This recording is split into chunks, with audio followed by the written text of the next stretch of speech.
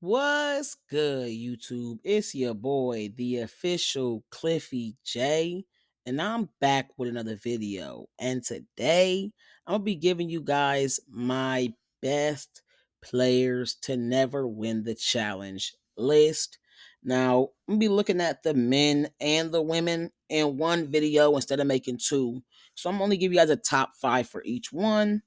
And with this list, I'm going to be looking at them overall as players, their overall career, and putting them together to come out with who is the greatest player to never win. This is the greatest. This isn't just most skilled chat notes, the greatest challengers to never win.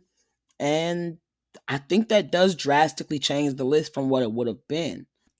And y'all know me, before we get to the top fives, we got to give some honorable mentions. So let's start with the ladies. The honorable mentions for the ladies, we're looking at DM Brown, one of the best souls in the challenge history, one of the most iconic players in challenge history. Now, if this was just all of that type of stuff, she'd be on here. Could be in the top 10, but outside of the top five. Then we also have Zara, someone that's new to the challenge, but I do think she does have an argument to be on this list. Then we have Michaela, someone that doesn't have enough rounds in the game. I do think she has a lot of potential to be one of the greatest because she is a very well-rounded player, someone that's going to play all ends of the game and play them pretty well. Then we also have Kellyanne, someone that was extremely close to making the list, and she was really knocked off because of a new player. Then we also have Ruthie. This is someone else that was knocked off for a new player, which I could see the argument for Ruthie or Kellyanne being on. I think they're the ones that could be swapped out for my number five and number four. But let's get to the top five for the women. At number five, I've got Nerese. And this is a very tough one between my number five and my number four. And if I was just going strictly based on them as competitors, I probably would be leaning towards Nerese. But at the end of the day, let's just talk about her skills. She's a very good runner. She has pretty good endurance, and she's really strong with the puzzles. And if we're just looking at her ability in the daily, she's been pretty good at dissecting different dailies to have strong performances. She has good hand-eye coordination, good timing on just doing certain things. And obviously, like I said, she's a good runner, so that's definitely helped. Solid memory. I just think that she's a well-rounded competitor. She's really good in the dailies as we've seen so far, though season 40 that wasn't a good showing. In the first one, she has been pretty solid in the dailies, and she had a really strong finals performance on Battle for a New Champion, and she really should be a champ. At number four, I've got Michelle.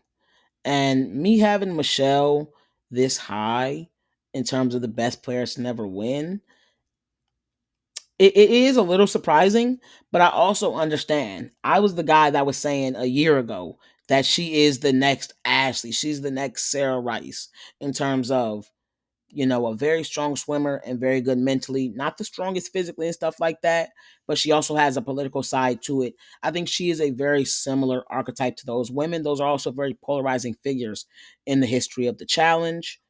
I just think that it's a one-to-one comparison kind of. She's the next of that vein, and I think she's shown that. I think she showed that even more on season 40. She is definitely in that conversation as the best player to never win. I just think that she does lack the strength. I think that she does lack these super strong seasons and super strong performances because I would say most of her seasons have just been okay, which is why I would say she is close to a Ashley rather than a Sarah. She isn't as consistent. She doesn't have super strong seasons. She's someone that's more kind of grown as a player, which kind of like is car-ish, but she's kind of just grown as a player. You know what I'm saying? That's really what we've seen from Michelle. And these next two are some that I've debated heavily in my mind so much, but I gotta go ahead and go with Ninja Natalie at number three. And this just mostly comes from the fact that Her only true weakness that we have seen is swimming. Like on her other two seasons, very strong performer. She was supposed to be a champ on World of Worlds 1 in an extremely hard final. The competition she went up against, the elimination wins she's had, against the people she's done it against and the stuff she's done, the endurance she showed, the overall skill she showed. She's shown the same level of skill as a Nerese or Michelle in terms of mentally, in my opinion. Like, yeah, Michelle would be the best out of them, and I would say Ninja's probably the worst out of them mentally, but I would say she is in that same pantheon in terms of being good at puzzles and math and being able to get that stuff done better than a lot of other challengers, better than most other challengers. And that's just a fact, bruh. That's just what we've seen, bruh. And at number 2, I've got Teresa. And this one is, okay, I'll say this. It's been a while that I've had it as my top 2. And Teresa, obviously, she deserves it. Very skilled as a competitor. I do think she is the best or no, not the best. She's the most well-rounded female competitor to never win the challenge, especially when you take into account her performances in like the Battle of the X's 2 final was solid. It wasn't like she was bad. She was solid in that final. Definitely had to pull a lot of weight for Leroy not being great in the water.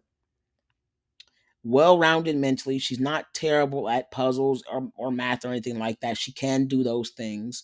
Very good wicked swimmer, good endurance. Like, what else do you really need? Like, we can say, okay, she might not be the greatest in eliminations, which I don't think she is. I think a lot of her fans and a lot of Teresa defenders always blame it on, her partner and circumstance, which I think that's the main reason that she's lost most of her eliminations, who she's going against at the time in what it is and partner and stuff like that. But I do think a part of that onus has to be on her because a lot of these best players, like the best players of all time, were able to carry a not so good partner. And I think that is one of the things that separates her from my number 1. And at number 1, the best woman to never win the challenge is Cam. And I think you guys already knew that. We already know how high I am on Cam. Overall, as a player, I think she is one of the best political players in challenge history. One of the most well-rounded political players. She's done it at all situations and all stages, and it's had all type of results. And no, really hasn't all type had good results, but at all type of results. And as a competitor, she is well rounded. She just isn't. She just doesn't have the best. I guess you would say no. She is well rounded though, because her skills aren't just in strength. She's not just a big strong girl that just manhandles her competition, but she can do that. She is a stronger girl than a lot of the other girls. She's bigger than a lot of these other girls. And she also has an athletic side too, where she's able to keep up with some of the best girls in terms of just speed. That's a fact. And then she's also been able to keep up with the other girls in a lot of challenges and in some finals and stuff like that. On top of the fact that she also has a mental side to it where she is decent at math and she is decent at puzzles. Now, I'm not saying she's the best, like number 1, but she thinks she is. She's not the best at puzzles and math, but she is low-key a puzzle queen. She's low-key a puzzle queen and low-key good at math. So you got to give her credit there in those stages. I think she is clearly the most well-rounded player of Era 4, and I think she is definitely the best player to never win the challenge. Now, let's get on to the men. And the honorable mentions for the men, I've got Nelly T, Shane, Derek Chavez, Kyle, Jay, and Joss. At number 5, I've got Leroy. And this was really tough between Leroy, my number 4, and Fessy. And Leroy is literally on here by the absolute skin of his teeth. Literally. If he has a bad season on All Stars 5 and Fessy has a good season on All Stars 5, swap them two.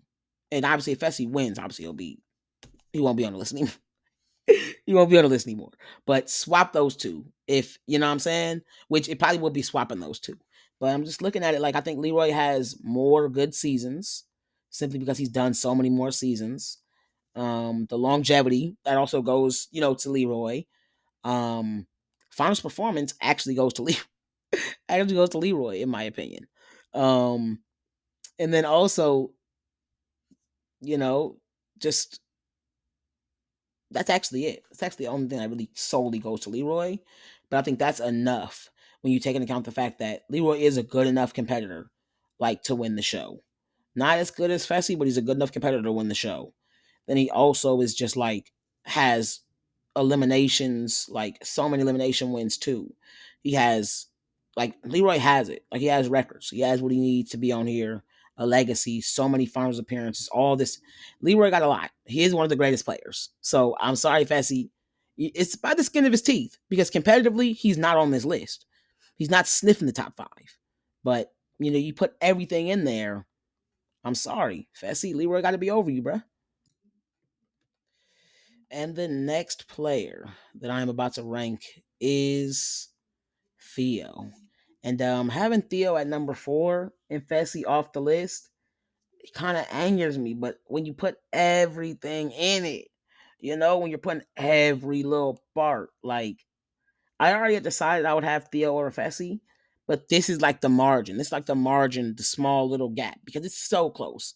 I could literally see myself on another day saying Theo is at 6, Leroy is at 4, and Fessy's at 5, or like any other way, I'm saying any other order.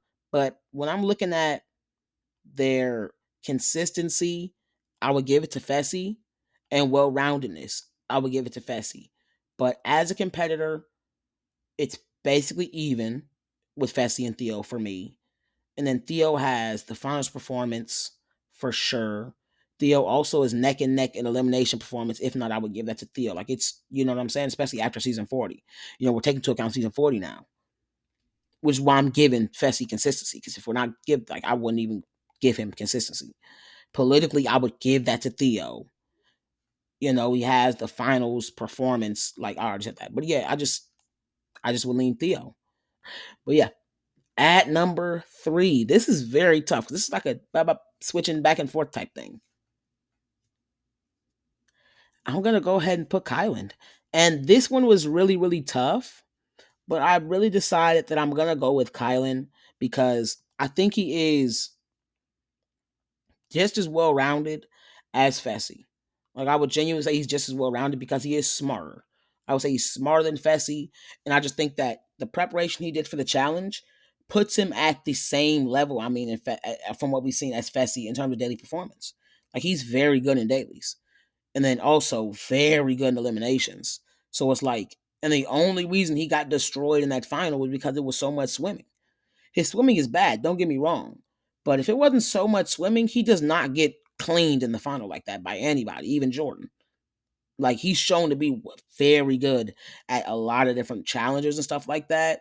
So I just think peak wise, looking at peak, I think he has to be up there with the top 2 on this with my number 1 on this list. My number 1 has the highest peak. I think he has to be up there in terms of peak. And then on top of that, now he has 3 seasons. Though he's only made 1 final, Battle for a New Champion is a very particular season where he was such a strong performer. That's the reason he didn't make the final. It's not because he wasn't good. It was literally because he was such a strong performer.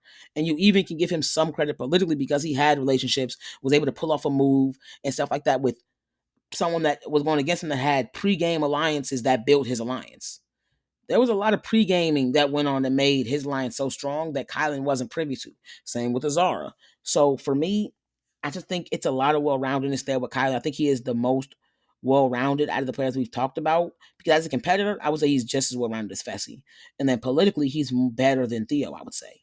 And that's not because Theo is like bad politically. I think Theo's very good politically. I just think that Kylan's political approach to the game just gives him like I like that more. I like his approach to the game, and that's why I would lean Kylan. So though he doesn't have as many seasons, he does have 3. I would have to put him over those guys and have the more longevity because he is probably more consistent. Like he's been good on all 3 seasons. On top of the fact that he is just as good of a competitor as they are. On top of the fact that he's just as good, if not better, politically than all of them are. I would have to lean Kylan, but I think that it's slim margins between everybody we've ranked so far. This next one is what we're getting to where I'm pretty confident that they are number two. And at number two, I've got Corey. Corey Wharton. Not Corey L. Corey Wharton. Corey could be on this list if he doesn't win this season. He does something really good, though. I'm not gonna lie. He's definitely close to being on here too, for sure. But we got Corey Wharton. There was definitely some improvement from Corey on season 40, on first season 40 in terms of mentally. It definitely was.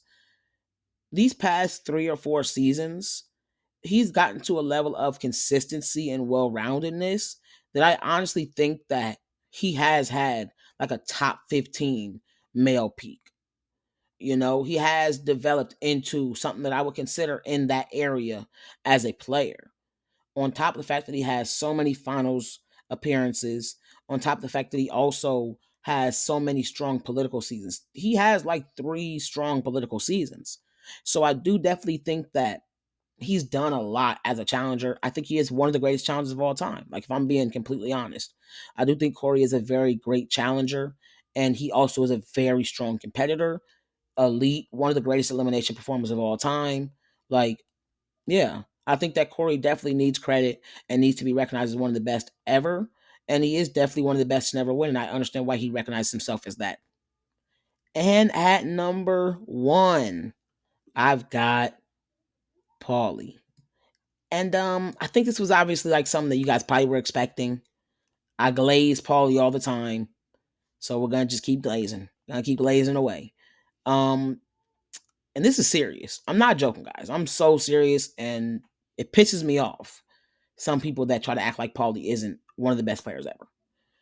If Paulie had truly a bad season performance wise, then I would have been knocking him down. But as of right now, he lost Final Reckoning mostly because of Natalie and like the dumbass format and the equalizer eliminations and stuff like that. War of the Worlds 1, he dominated in the dailies and politically, and he won an elimination. Yeah, he was purged, but all that other stuff doesn't just get wiped away and we say, oh, that doesn't matter. Like, it does matter. It does show how great he is. Then on top of that, he was up against insane comp on that season and World of the Worlds 2, where he dominated that season into the final and still was pretty solid in the final. And I've talked about that multiple times. I'm not going to talk about it again. Then USA 2 and season 40, he faced Bananas in a skill-based elimination, and then Theo in a hall brawl. So I gotta have Paulie at number one, man. And that is the end of today's video. Guys, make sure you guys like, comment, and subscribe. When I'm saying comment, y'all let me know what videos you guys would like to see next from the channel. Peace.